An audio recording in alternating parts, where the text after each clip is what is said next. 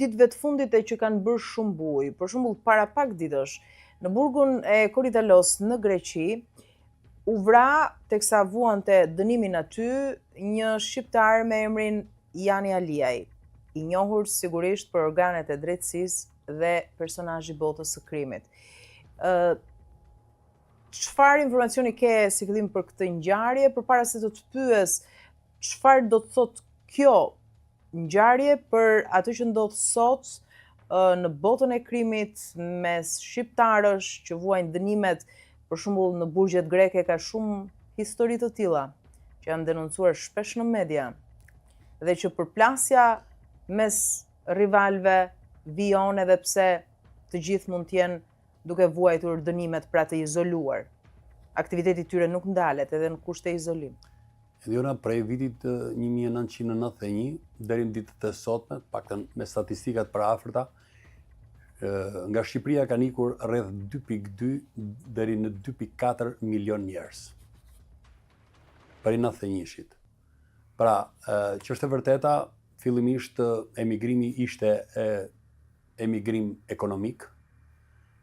pati nga ata që përfituan dhe emigrim politik për shkak të daljes nga sistemi totalitar, dhe me njëherë, pas vitit 1993-94, ne kemi eksportuar kriminalitet në Evropë, dhe jo vetëm në Evropë, në Amerikë, në Amerikën Latine dhe pothuajse në gjithë botën. Vitet e fundit, grupet kriminale, sidomos të krimit organizuar të trafikut ndërkombëtar të drogës, janë fuqizuar. Dhe janë fuqizuar kaq shumë sa që shqiptarët, për të arritur qëllimet e caktuar, paguajnë shumë. Grupet e strukturuara kriminale të Shqipërisë, jo pse i përmendi Maduro, dikur, në një fjalim që grupet kriminale shqiptare janë të rrezikshme, por në fakt të angazhuar në trafikun ndërkombëtar të drogës, edhe në atë nga Amerika Latine, Venezuela drejt Amerikës, edhe për faktin se kanë lidhje të fuqishme edhe me mafjen e karteleve të drogës, siç është rasti që jo përflitet, por ka realitet, kanë mbritur deri në kryeministri, në takime me kryeministrin për investime strategjike në bregdetin shqiptar, si element dhe pjesë e Sinaloës, tregon që grupet kriminale shqiptare paguajnë shumë për të realizuar qëllimet e caktuara, qoftë në çështjet e konkurrenceve, linjat e trafikut të drogës, qoftë në fushën e pastrimit të produkteve të veprës penale, qoftë edhe në pikpamje të investimeve strategjike në Shqipëri, siç edhe kanë dalur kohët e fundit, madje domethënë për cilët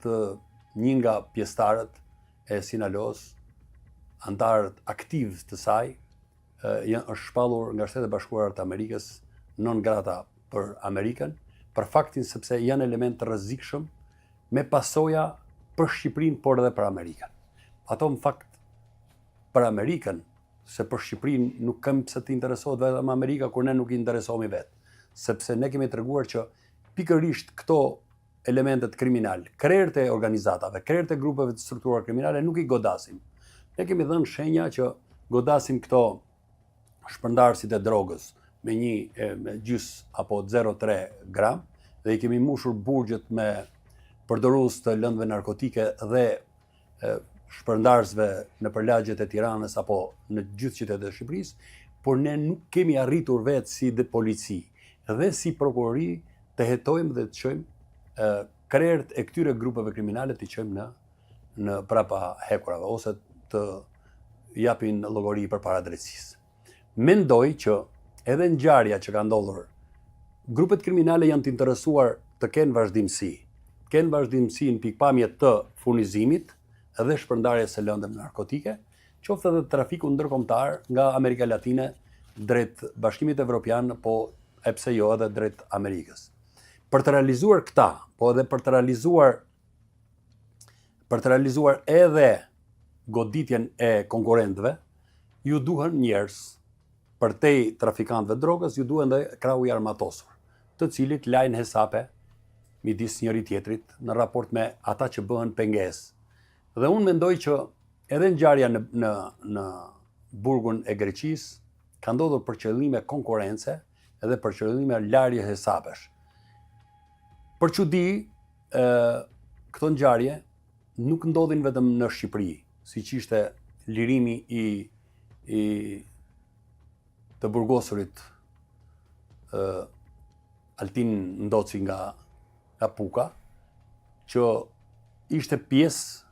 kraj armatosur i një grupi të strukturuar nga Elbasani. E njëjta gjë ka ndodhur dhe me Alien në Greqi. Pra, i është interesuar një grup kriminal për ta vrarë në burg. Kjo është e gjitha historia. Koha do të provoj, unë jam i bindur që autoritetet greke do t'i shkojnë deri në fund hetimit të kësaj ngjarje, se kush nga grupet kriminale shqiptare ka qenë interesuar, se në Greqi ka ndodhur edhe vrasje tjera për çështje